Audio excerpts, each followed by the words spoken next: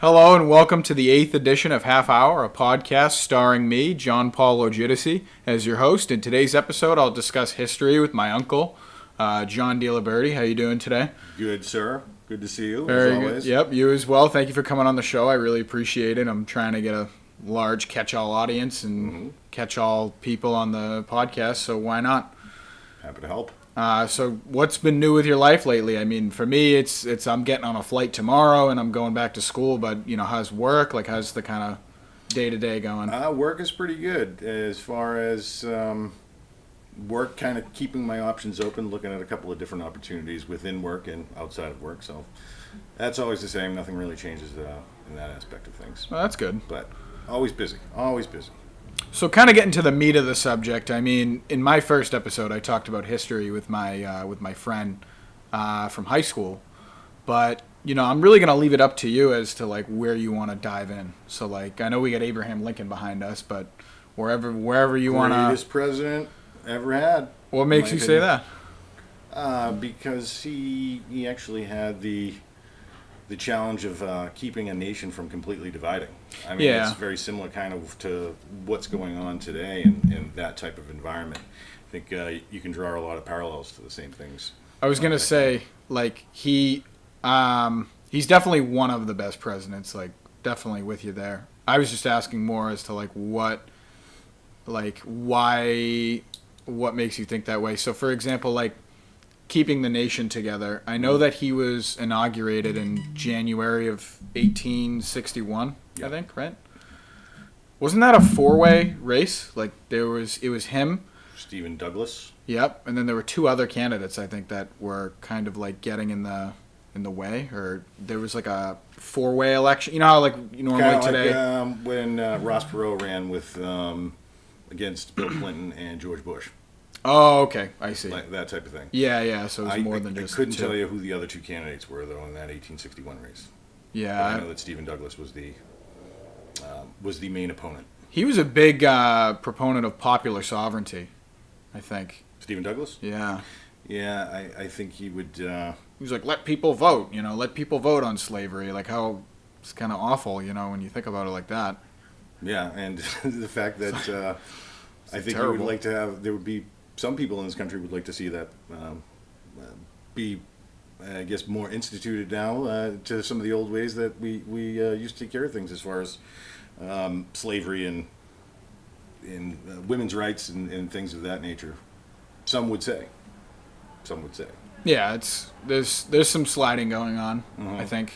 For sure. In Europe, they have a term called democratic backsliding, which is countries like Hungary have been experiencing. But Would you throw Turkey in that mix as well?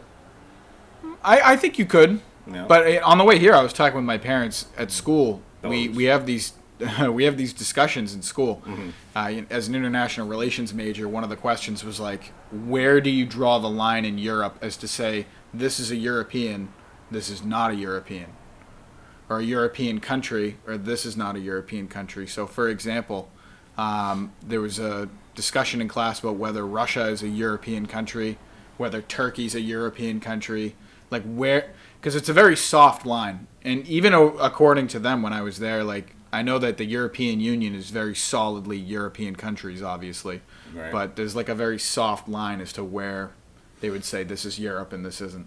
Right, and what's tricky about Russia, though, right, because Russia is in part of Europe and it's also in part of Asia as well, right? And then it's always been, usually that line was in Hungary, Constantinople or Budapest. Yeah, the Carpathian mountain range. Like Vigo the Carpathian from Ghostbusters 2.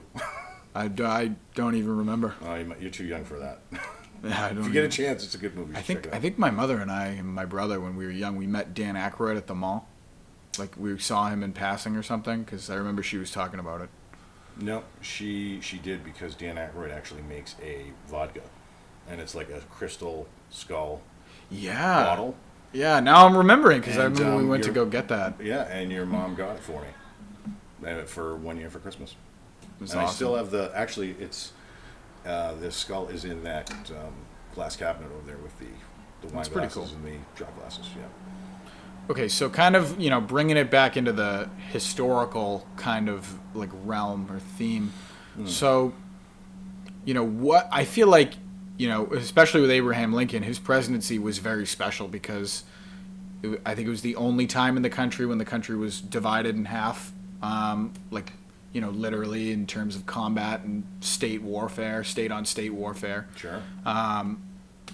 Did he win his second term, or did he not survive long enough to even like have his reelection? If you know what I'm trying to say. No, he survived his second term. I think that was part of the. I think that was part of the deal, wanting to get that 13th Amendment passed before his inauguration for the second term, I believe. Oh yeah, because he was killed in Ford's Theater later, like more into his second. No, not more into his second term, but he was inaugurated, and I think that was it that summer in 1865.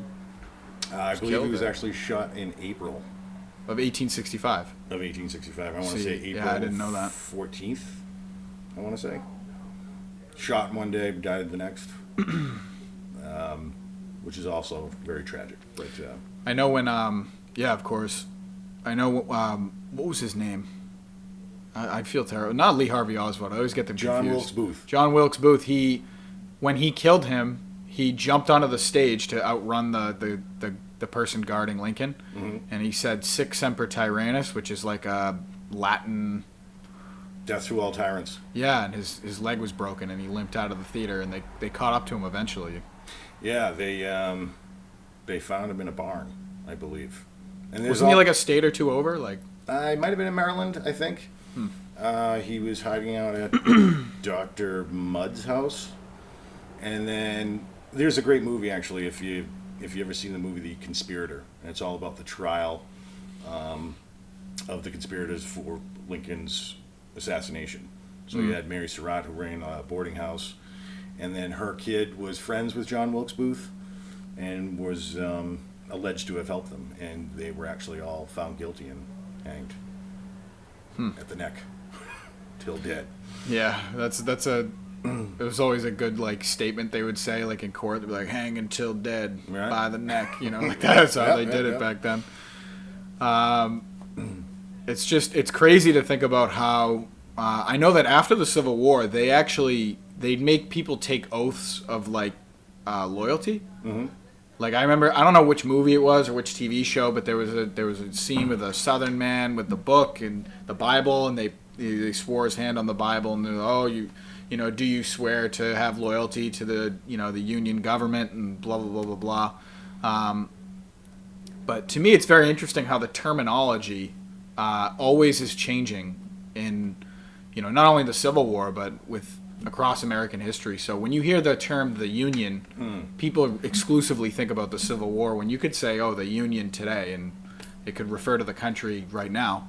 But I you know what I'm trying to say, where I always hear that term in reference to periods during the Civil War, or like around that. Right. And I think what you're saying, if you use that term today, I think immediately people go right to the Civil War. Yeah. And the other fallout that I think a lot of people don't really recognize sometimes is after Lincoln's assassination, that whole Reconstruction period would have went probably a little bit different if he had stayed alive, because his successor was and he was also tough. Yeah, he was also the first president to be impeached. Was Andrew Johnson. Yeah, Andrew Johnson. So I really don't think that he had the intentions of carrying out Lincoln's plan for Reconstruction. Yeah, I don't think so either. From what I know about him, he was very, I'm not going to say pro-slavery, because politically at that point that was dead.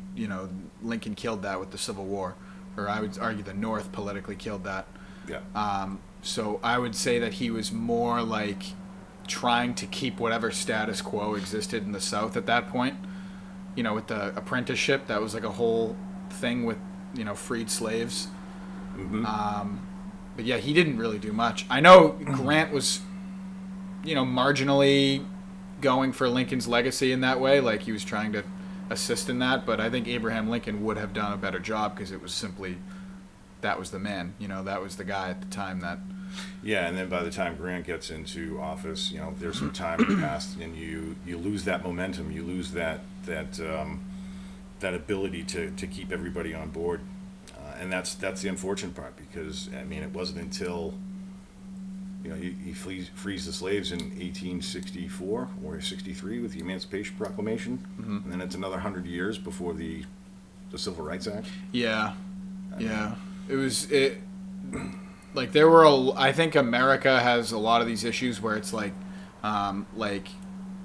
it takes a long time for the structure to accept what's coming in from below, and I think that's what is so promising about the age we're in now, is that we have the internet, we have interconnectivity, people can communicate instantaneously.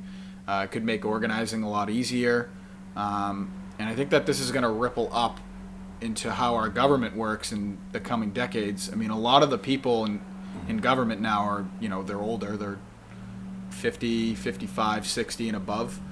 And some even older than that. Yeah, right.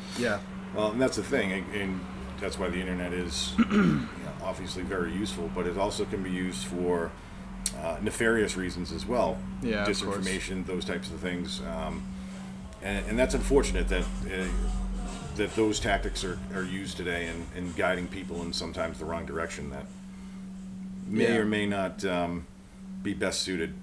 And, part of me always thinks about how in history you have disinformation everywhere. Of course. All the time. I mean, you look at war propaganda, especially, I mean, in the U.S., okay, there's some examples of that. You look at Germany, the Soviet Union, Japan, all these countries, the UK, you can keep going. All these large players in the world in the 20th century, they were prolific with their war propaganda and propaganda machine that would churn out this information. Yeah, and there's probably no better example of that than Joseph Goebbels, and that's Germany. Awesome. Love the street. Derby Street in Salem, Massachusetts. If you've never been, this is what you might get. So Goebbels he was the propaganda minister in Germany? Yes. He was responsible for controlling all the news media. Anything that was sent out, he had to have approval in it, and not just news media, anything entertainment, movies, shows, anything like that. He had his hand in, and had to be approved by him before it was actually sent out to the masses. So they really wanted to make sure that they can control the narrative. And to me, it's super interesting because World War II was in an era where the technology was catching up, in the sense like there were less movies being made in the 30s and 40s than there are in a year or in a few years in the U.S. alone. With all the people making movies with their own equipment. Back then, what I'm trying to say is information was so controlled, even by democratic countries. Of course. It was just so well controlled. If you wanted to film something on the news, you had to have the camera, you had to have the whole setup, you had to have, you see in the documentaries when they take pictures with the bulb. Yeah. Yeah, and all I can think about was how it must have been very, not easy, but it must have been way easier to control information in the 1930s and 40s than it is today. Absolutely. Because there's just so much more.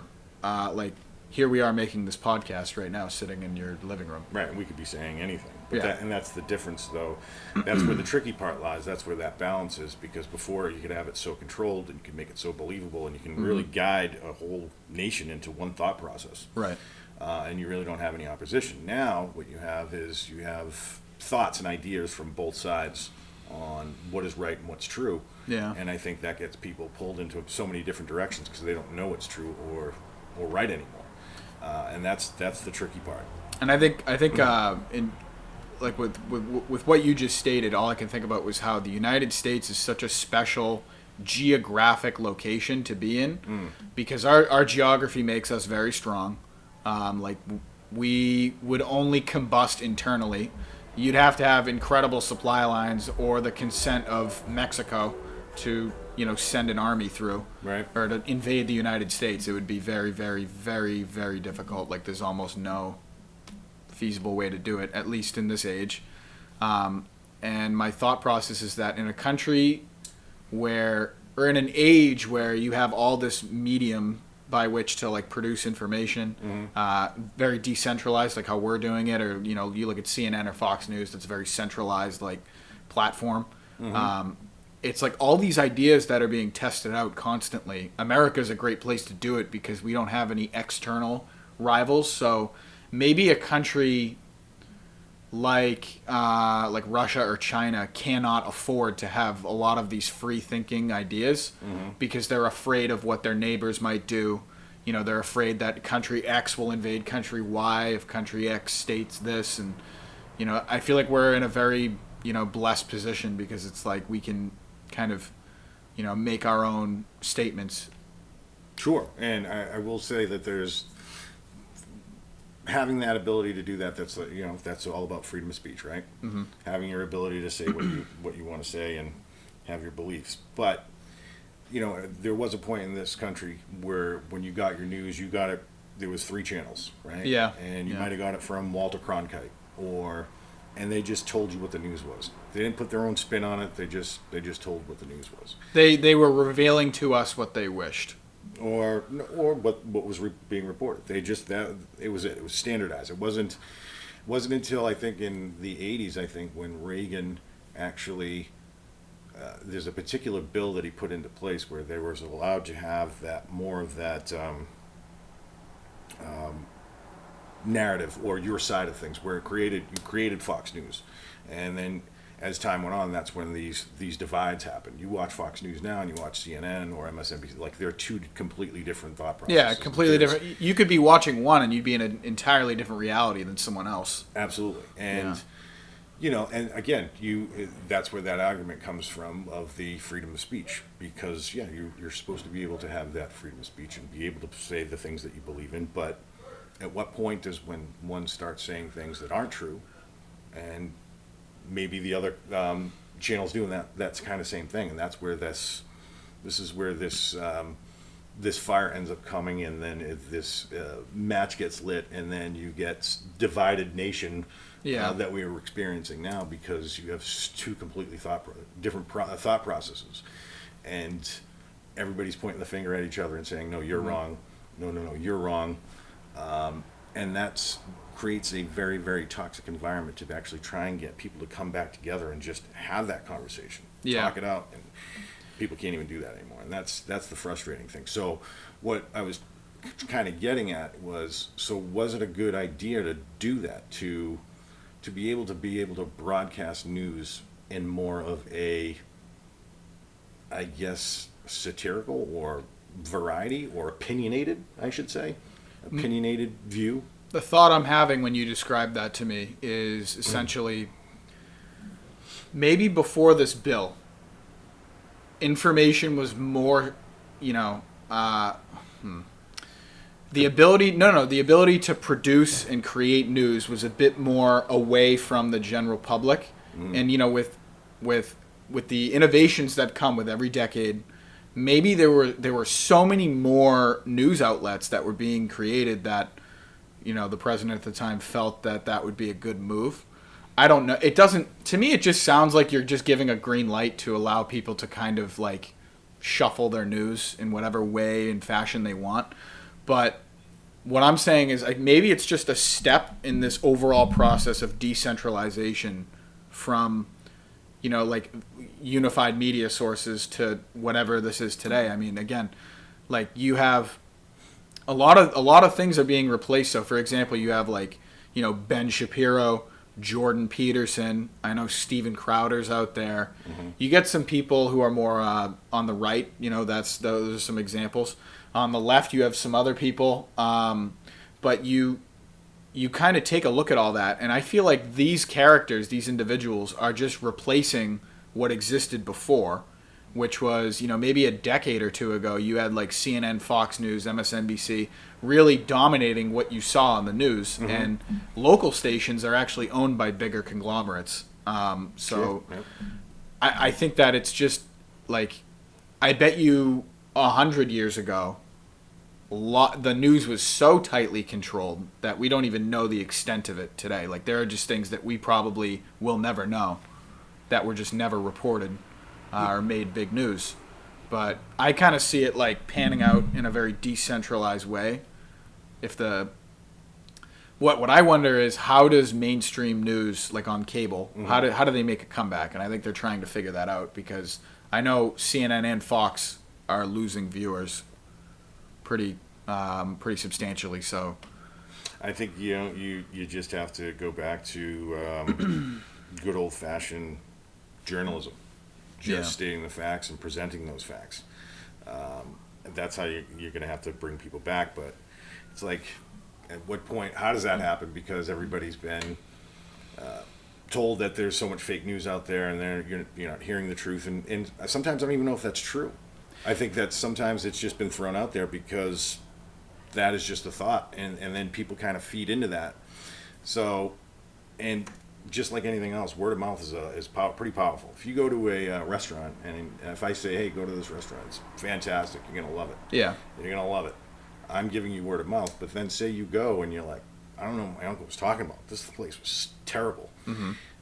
When something's bad like that, or you pass on negative information, it gets spread so much faster than good information or correct information. So it's kind of one of those things in a way, like, how do you come back from that? Even if you try and do the right thing, do the journalism, do the correct things, not cut corners or anything like that. It's going to be very hard to bring people back into the fold. part of me wonders, right? Like you have, the journalism. I think what you were talking about, right, where you just stick to journalism, blah blah blah blah. I think that back in the day, what would happen is that these people who were doing like the journalism that you're describing, they would go to their editor or they would go to like the person above them and be like, hey, I got this story about this. No, we're not running that. It's not important. So it's like I feel like it was very, again, like the information that was getting to the public was very like stitched together and manipulated. But I think what you're saying is so helpful in the modern age because we have. You can be your own journalist if you want. You could write your own articles if you feel like. I mean, that's how Anderson Cooper ended up on CNN. He had his. I mean, he granted he is a rich kid, a Vanderbilt kid, or And he's on CNN, which is. But he started off like doing his own journalism, going out and ended up on CNN. So I mean, I give kudos to him. No one gave it to him. He worked for it. He went out there and put his butt on the line. But yeah, I mean, there's examples of journalism like Woodward and Bernstein, All the President's Men, finding out about what happened with Nixon and the cover-up and the Watergate. I mean, that was all broken. That is fascinating to me. He won in a landslide in '72, if I'm not mistaken, right? Like he absolutely. I think the only time that was replicated was in the '80s with Ronald Reagan, but when Reagan destroyed Dukakis. I think Dukakis only won Mondale? Massachusetts. Who did? I know there's a map where someone only won Minnesota, and then Massachusetts, I think, was another one. And so the one that you're talking about is Hubert Humphrey, because he was the senator from Minnesota. Oh, okay. Yeah. And now I'm thinking, right? Like you have Richard Nixon. He wins this election in a landslide, but did it come out after 70? Like I always get confused on the timeline. Like so his first election was. First office was 68 to 72, right? And then he won in 72, but it was shortly after his election that there were rumblings about this Watergate thing, but it didn't really end up happening until 2 years later, and that's when he ended up leaving. So in 74. Yeah. So he won 2 terms, but he only served 6 years because he had to bounce. He had to be out. Yeah, it's so. Had to be out. Yeah, he was out of it. It's so funny to me how, and then he leaves, and then Gerald Ford is like, the country needs to move on. I'm going to pardon Nixon. Sure. It's very interesting because I wonder if the animosity in the American public was there like it is today. Like, for example, like Nixon, he's on his way out. He resigns. If Ford didn't pardon him, would there have been significant backlash from the public? Like that's something I don't even know. Like I don't have any research on that. Like I wonder what the mood of the country was at the time. I think collectively, if you looked at I'm sure that there were some people on the left that wanted to see Nixon in prison or pay some sort of penalty. But I think collectively, I think that most people agreed with the decision of Ford pardoning Nixon to move on and like let's get out of the way. right. And to be honest, I don't. Nixon is a choir boy to our last president that was in office, and some of the stuff that he's been accused of and has done. Yeah, he was the only one to get impeached twice, right? Which is insane. It really is. Yeah. Really is something, and the fact that he might actually run again and make a bid to become America's next Grover Cleveland, which is the only president to serve Like on two and terms non-consecutively. Yeah, and I was, Grover Cleveland. He was he a trust buster or was that Taft? I always the period. I don't really know, but if I were to guess, I would say it was Taft, but I'm not 100% sure. I know that Taft did more than Roosevelt, but I don't know if Grover Cleveland did more than either of them. But I'm not really sure what is he famous for. Anything like I'm trying to think of what he's famous for. Like what was his major achievement? I'm coming up with none. At the moment. I could be wrong about this. The one thing I think I might his granddaughter is the Baby Ruth candy bar. So a lot of people think that candy bar is actually named after Babe Ruth, but I think it's actually I could be wrong. I know it's a president, and I thought it was Grover Cleveland, and I thought it was Grover Cleveland's granddaughter who was named after. But it's kind of interesting. Could be wrong. And to be honest with you, the only thing I think Grover Cleveland is famous for is being the 22nd and the 24th president of the United States. Yeah, it is fast. Who was in between? Who was the person in between? Benjamin Harrison, who was either the son or the grandson of William Henry Harrison, who was the 9th president of the United States and served the shortest amount. I believe he served 90 days, maybe even less. So apparently William Henry Harrison gave his inaugural speech in the rain and had a 3-hour speech. I heard about this, yeah, and he wanted to show strength. Yeah, and then he got pneumonia and then died like a month or two later. That's pretty anticlimactic, I guess, right? Imagine that's your gusto is to give a really strong, impassioned, long speech in the rain, and then you croak after a month or two. Yeah, it's pretty tough. It's a tough look, right? Like you work your whole life to get up to that point, and then you're only there for like a month or two. Which and so who his successor was John Tyler. Mm-hmm. And I just found this out the other day. I just read that John Tyler, who's the 10th president. I think I know what you're going to say. You do? His grandson? Yeah. His grandson is alive today. Yeah. Which is crazy to me. I watched a little interview on the news. Yeah. And it was like John Tyler had kids at 70 with a much younger woman. Mm-hmm. And then that son did the exact same thing. Which is wild. Yeah. This is wild. And he's still around. It's fascinating. Oh, my grandfather was a president during what period was that? The early 1800s is a word for it, and I'm totally blanking right now.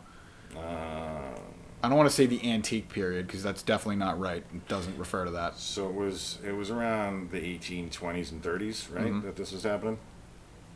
Tyler might have been a president in the 40s as well. I'm not sure. I don't know. Well, Lincoln was number 16, right? Mm-hmm. So he's inaugurated in 61. I know he was involved with the annexation of Texas, I think, John Tyler. Or maybe not. I know he was in that area. Like you had Perry, you had Tyler. They were in that area when Texas was kind of because if I remember correctly, the campaign that William Henry Harrison and John Tyler ran on was Tippy Canoe and Tyler 2. Yeah. So, and I know that John Tyler was actually was he a VP before? I don't think so. No, he was a commander in the Army, I believe. I could be wrong.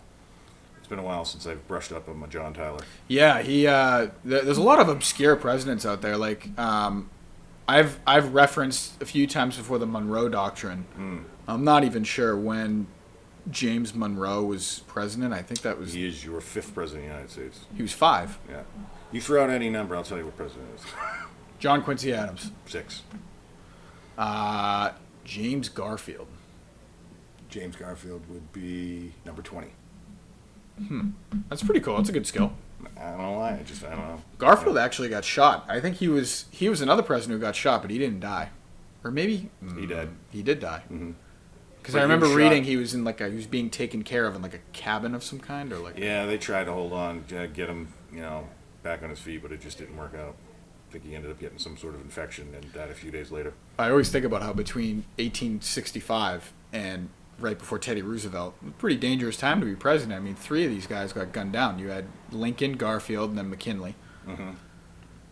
But, Lincoln, Garfield, McKinley, and then it was Kennedy. yeah. It took all the way to Kennedy before. But there's been plenty of assassination attempts. Did you hear about the one with Andrew Jackson? Yeah. Someone approached him with 2 loaded, musket pistols back in that time. And he And they- beat him with his cane. Yeah, because they both misfired. Yeah. And they say the probability of one misfiring is not that low, like it happens, but both, that's pretty low. That's like, you got pretty lucky. And And he he's beat him pretty to old. death with his cane almost. Yeah, and he was pretty old at the time, and then he beat him to death almost with his cane. It's unbelievable. Yeah, that guy was like, Old Hickory. yeah, seriously. He was like nuts. Trail of Tears, no good. That's kind of a tough get right there. Yeah, it's probably part of the reason why a lot of people wanted to see him off the $20 bill. What are they putting on there instead? Was it Harriet Tubman? Is that? There was discussion of Harriet Tubman, but I don't know if that's still the case. I thought they were going to do this like a while ago. Like I heard about this 5 years ago, and I haven't seen anything about it. If I were to guess, Mm-hmm. because I heard it about the same time frame, I would say the previous administration probably put a hold on that for now. And I don't know if it just hasn't been revisited or what, but I heard something else too, that they were changing. Washington was going on another bill. of I know some they sort. changed the quarter. I saw some quarters at work. They spun his head around, and his head is a different design. And Oh, the is back, that- and the back has all these new designs on it. Maybe that's what I heard. Not that he was going on another bill. Yeah, I don't know. I'm not sure. Not sure. All right. Well, I think we're coming up on the time limit here. I don't know if you want to say anything else. I don't know if you have any I mean, last thoughts. No, I love talking with you about all of this stuff. I know we kind of jumped around a little bit, but would love to do it again anytime. Yeah. Likewise, definitely. I really appreciate it. Thank you for coming on the show. My Appreciate pleasure. it. And good luck in the Czech Yes, sir. Republic, my friend. You are going to be. I'm jealous. I'm not gonna lie. Yeah, you can I'm come jealous. visit anytime. Come visit anytime. And yeah, make sure you have a bunch of Pilsner Urquells for me. Okay. I will. All right. All right. Hey, guys, thank you very much. I'll catch you in the next episode. Take care, guys. Bye.